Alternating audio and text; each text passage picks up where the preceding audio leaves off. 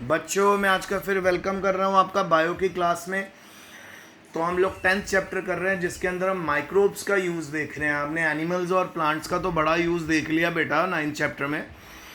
तो अब हम माइक्रोब्स का यूज़ देख रहे हैं कि माइक्रोब्स किस तरह से मदद करते हैं। बेसिकली आपको पता चल गया होगा अब तो कितने चैप्टर हमने कर लिए हैं, मतलब कितना ज़्यादा हमने इस चैप्टर को पढ़ लिया। वेरी शॉर्ट का आज लास्ट टॉपिक है, हमारा लास्ट लेक्चर है वेरी शॉर्ट के ऊपर, फिर शॉर्ट आंसर शुरू होने वाले हैं। तो आपने मेरे साथ अच्छे से कर लिया कि माइक्रोब्स का इस्तेमाल जी एंटीबॉडीज़ को, एंटीबायोटिक्स को प्रोड्यूस करने में होता है। अच्छा, फिर ब्रूइंग इंडस्ट्री में होता है, शराब बनाने में, बियर बनाने में, ठीक है, वाइन बनाने में। और साथ ही साथ बेटा इसका इस्तेमाल होता है हमारी जो सीवेज में, सीवेज यानी जो हमारा एक्सक्रीटा होता है, जो हमारा वेस्ट होता है, उसको भी डीजनरेट करने में, डिटीरियोरेट करने में मदद करता है, ताकि उसको दोबारा से हम एक ऐसे खाद में कन्वर्ट करें ताकि उसको हम कहाँ डाल पाएंगे, अपने खेतों में यूज़ कर सकेंगे। तो आज का क्वेश्चन है, how does bacillus thuringiensis useful. Bacillus thuringiensis कैसे यूजफुल है, तो मैं आपको बताता हूँ बेटा। जो बैसिलस थुरिनजेनेसिस बैक्टीरिया होता है ना, ये एक तरह का जीन प्रोड्यूस करता है, टॉक्सिक जीन प्रोड्यूस करता है, ठीक है। और ये जो टॉक्सिक जीन है, इसको बायोटेक्नोलॉजी की मदद से हम कुछ प्लांट्स में शिफ्ट कर देते हैं।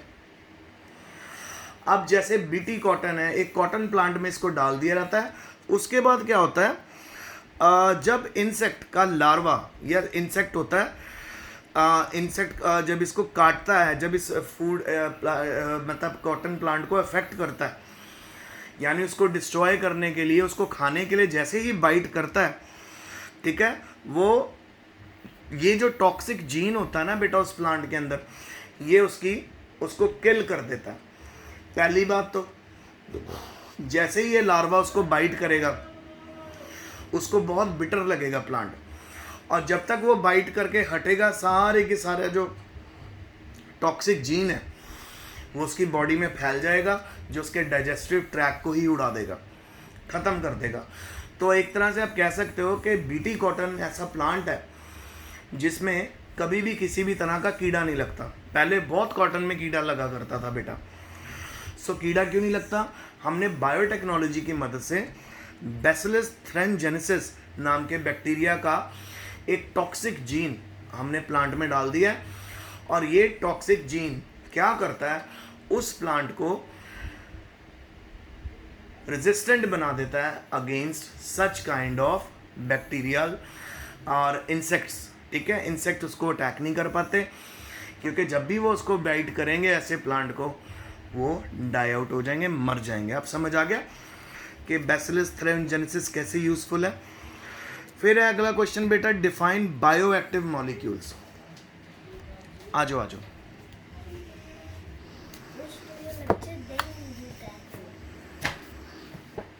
गिव मी सेकंड बेटा।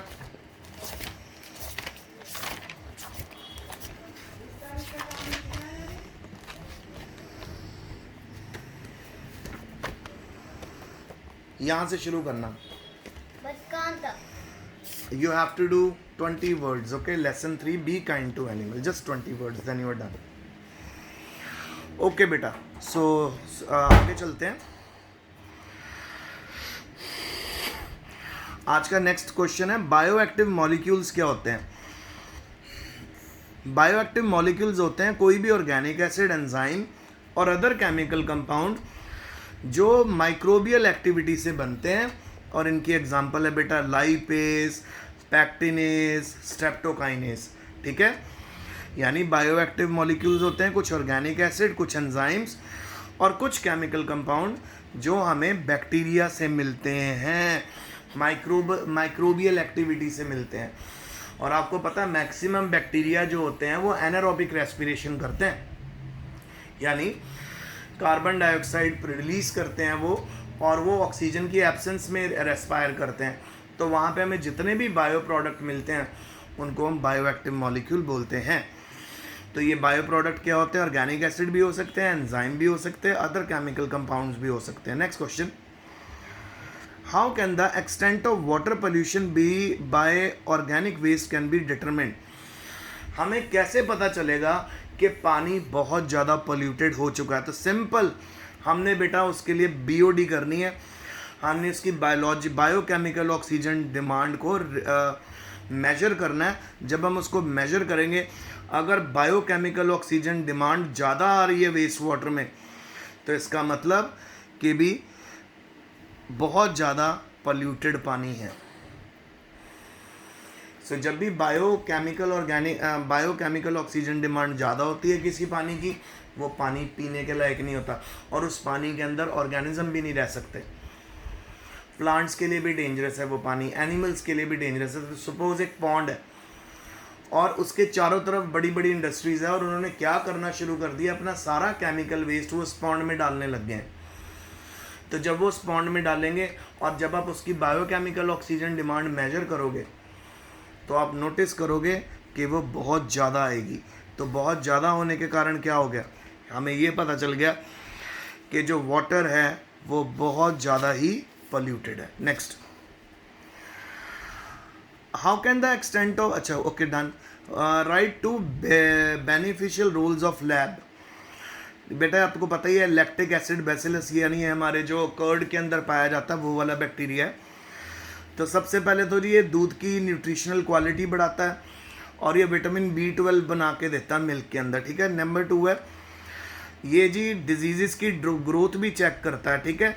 यानी अगर हम लैब वाला फूड खाएं, लैक्टिक एसिड बैसिलस, सिंपल सी वे में अगर हम कर्ड को अपना लाइफ का पार्ट बना लें, मतलब हम रेगुलरली कर्ड खाएं, लाइक कभी एक दिन छोड़ एक दिन खाएं, तो एक तो बीमारियों से लड़ने की आपकी पावर बढ़ेगी क्योंकि उसमें विटामिन C ज़्यादा होती है, खट्टी होती है ना कर्ड बेटा, जो भी चीज़ खट्टी होती है उसमें विटामिन C होती है। दूसरा ये आपके दूध की क्वालिटी भी बढ़ाता है क्योंकि विटामिन B12 भी बनाता है। Next, what are pheromones. Pheromones होते हैं, these are the major means of communication between insect and are species specific chemicals.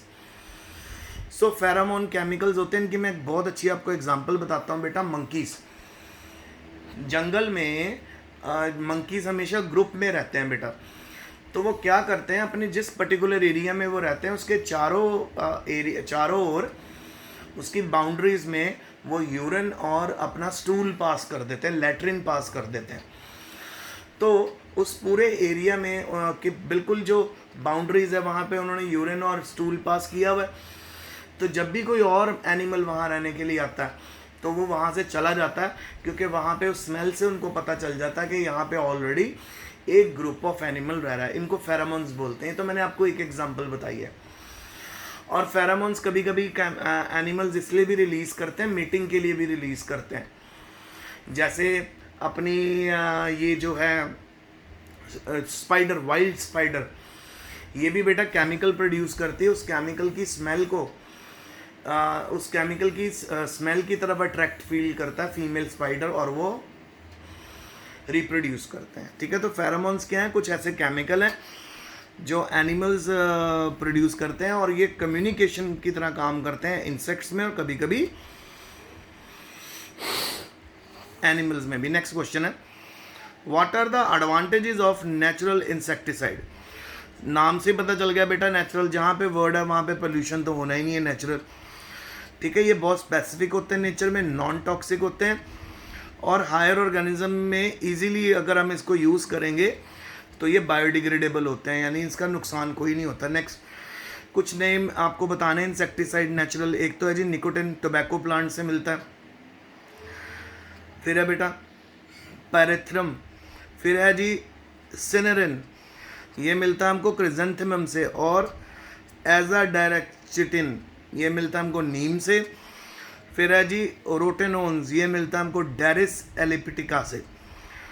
अच्छा, हाइड्रोसिस कैसे लॉस्ट होता है। हाइड्रोसिस पहले आपको पता होता क्या, कितनी बारी आपको मैंने लास्ट चैप्टर में भी बताया था। हाइड्रोसिस होता है जिसमें रिप्रोड्यूस करने की पावर कम हो जाती है। कब कम होती है, अगर हम इन ब्रीडिंग को कंटिन्यूसली करते रहें, एक ही स्पीशीज़ के एनिमल्स की आपस में क्रॉस करवाते रहें, उनको ब्रीड करवाते रहें, तो प्रॉब्लम क्या आ जाएगी, उनकी रिप्रोडक्टिव पावर कम हो जाएगी। और ऐसा ही हेट्रोसिस आपको देखने को मिलता है अपना फील्ड में भी देखने को मिलता है, जब हम एक ही तरह की फसल उगाते रहते हैं। तो उसको सिंपल हम कैसे कवर कर सकते हैं, आपको इन ब्रीडिंग को ख़त्म करके क्रॉस ब्रीडिंग शुरू करनी है। जब आप क्रॉस ब्रीडिंग शुरू कर दोगे हेटेरोसिस हट जाएगा, ठीक है।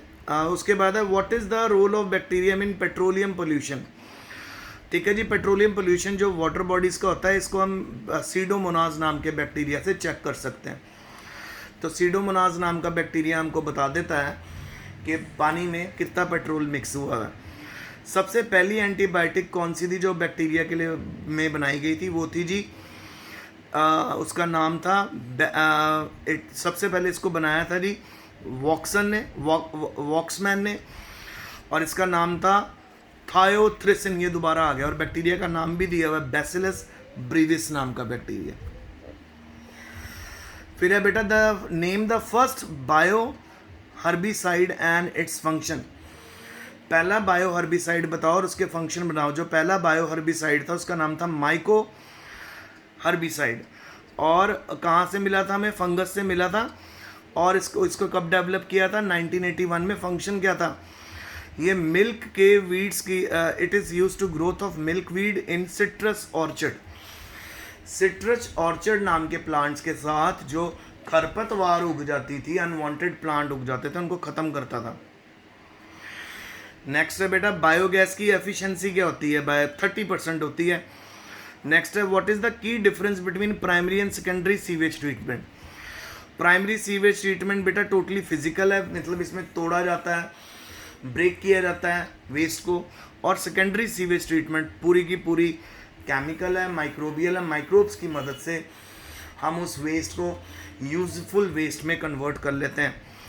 अच्छा, बैक्टीरिया, बायोगैस वाले बैक्टीरिया कहाँ मिलते हैं, ये मिलेंगे आपको बेटा एनारोबिक स्लज में, ठीक है। सीवेज ट्रीटमेंट प्लांट्स में आपको ढेर सारे मिलेंगे, और कभी कभी ये आपको मिलेंगे जी गाय के पेट में, उसके र्यूमन में, जहाँ वो सेलुलोज को तोड़ने में मदद करते हैं।